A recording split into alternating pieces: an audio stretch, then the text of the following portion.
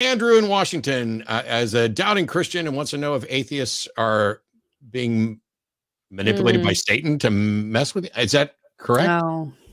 I want to help Andrew, but I don't know how to prove I'm not being manipulated by Satan, other than I also don't think Satan exists. So, yeah.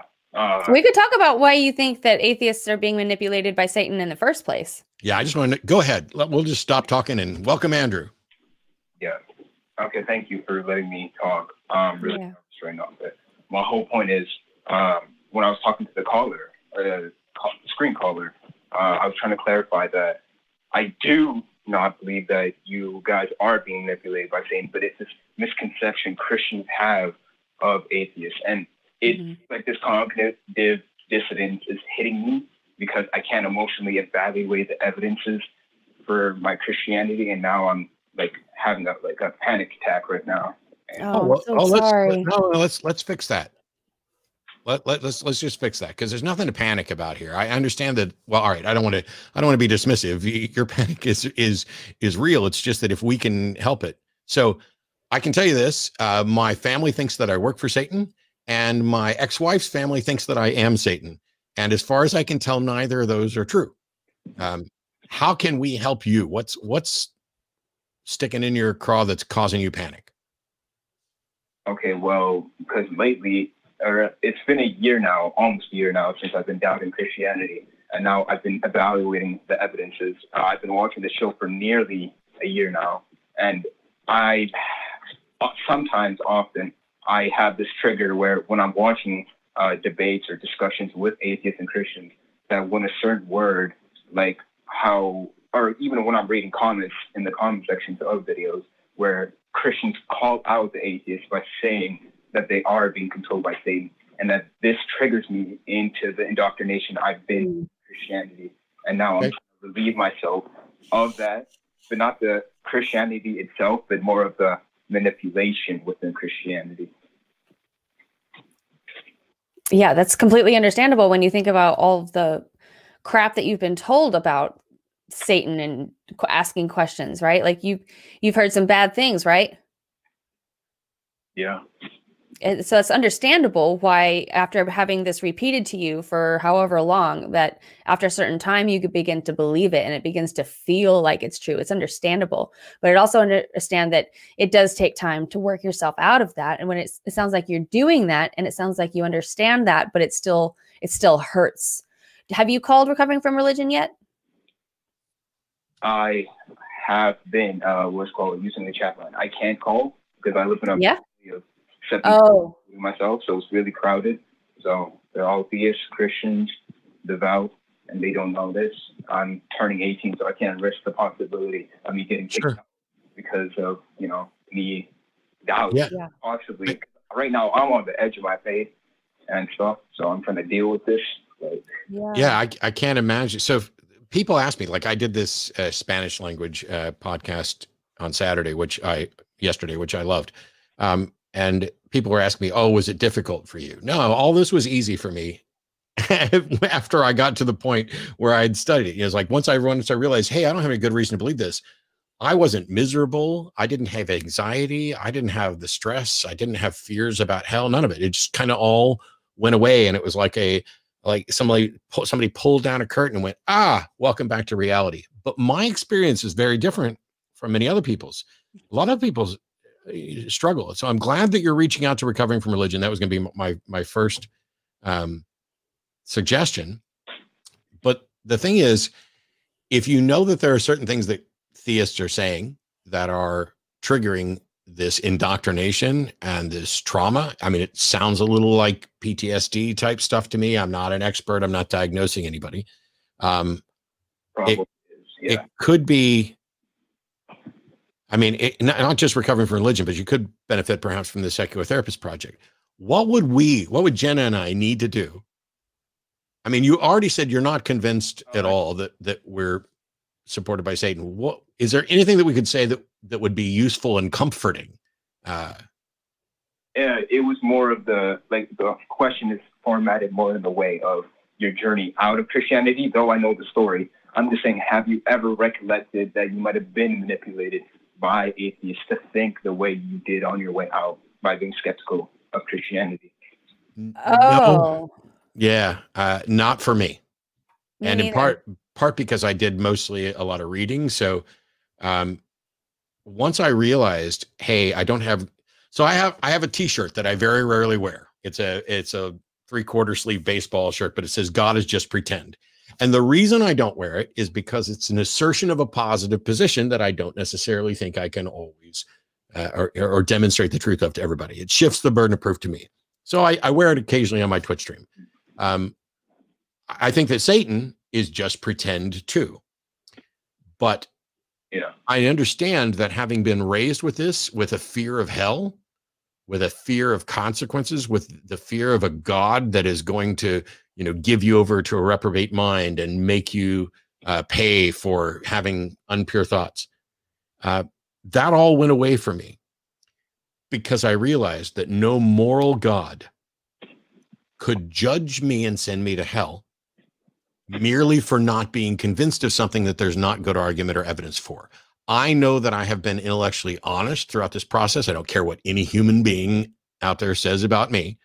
I know that what my process was, and I know that I genuinely wanted to be the best Christian that I could be, the best theist I could be on behalf of God, and that I genuinely searched for evidence and continue to do so. And that if there was a God that would send me to hell for that, clearly that God is an immoral thug that is undeserving of worship. And then the same thing becomes true of like, hang on, is this God's enemy trying to deceive me? But it's not something that you can deceive. If God's position is that it's okay to own people as property, he's immoral. If God's position is that men are superior to women, he's immoral. These are ideas that are in the Bible. And it seems obvious to me that I can say, you know what, that devil seems pretty bad, but he's also kind of just God's henchman, God's accuser. And this God guy seems kind of awful too. And then there's a piece when I realize, oh, there's no reason to think this is anything more than just a story. And then maybe what I was more worried about was what other people thought of me rather than what God thought of me. And when I realized that some of my fear and concern was about what other people thought, I realized that I already didn't care what a God thought. And that as soon as I got comfortable with the notion that I'm going to be me and I'm going to be intellectually honest, and if people want to talk shit about me or think that I'm terrible, I'm going to end this life with a comfort and a moral superiority to the people who are poisoning their children's minds with fears of hell that are going to resonate with them for decades. I'm curious what you tell yourself when you have that feeling.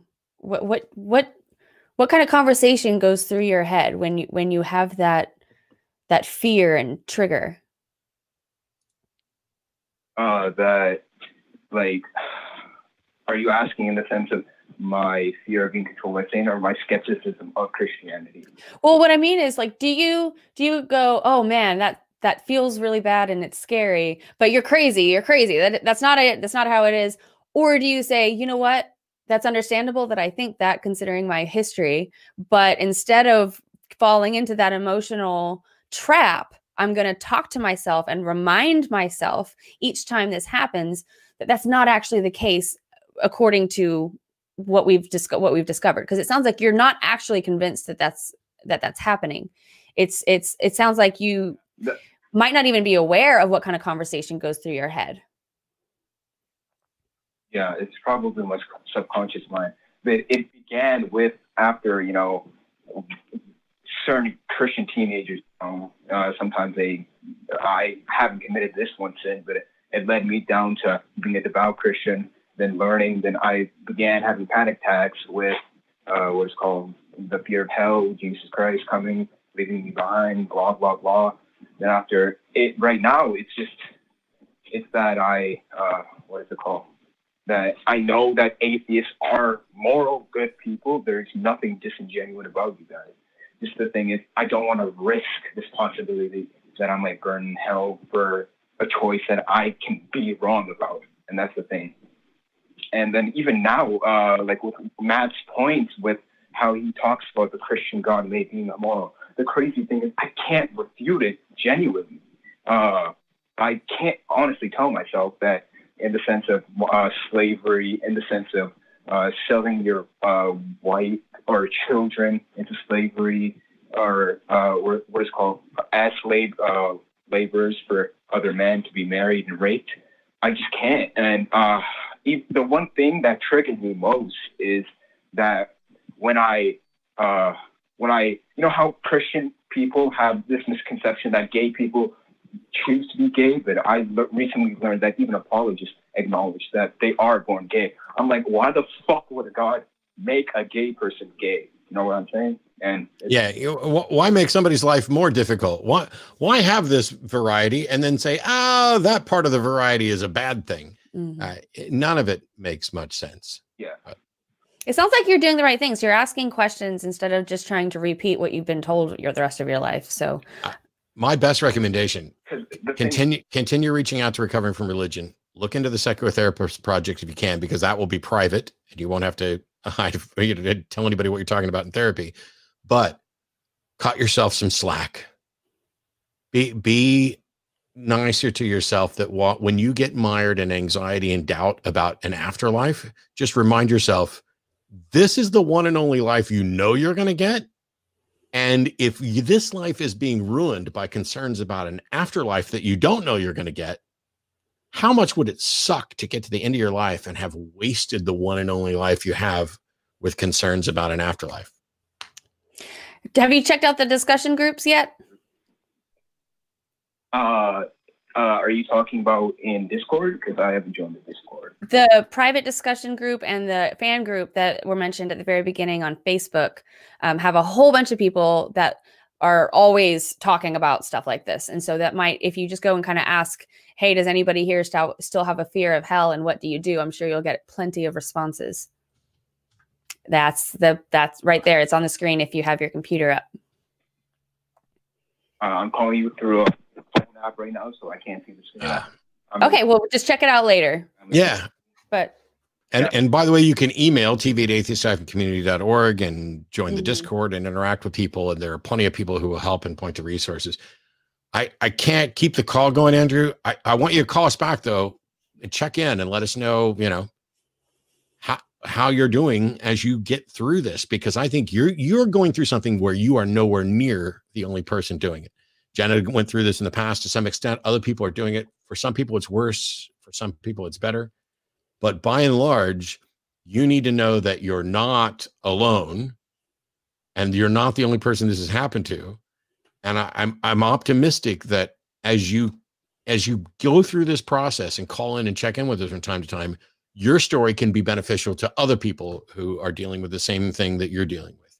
Because my story of how this was all easy for me, even though it took me 30 years, may not really help many people. So I love the fact that you're not only willing to call in and share your story, but an important story that could benefit other people as well. Yeah, it shows you care. Yeah. Thanks for calling, Andrew. Thanks a ton, Andrew. We'll talk to you later. All right. Appreciate it.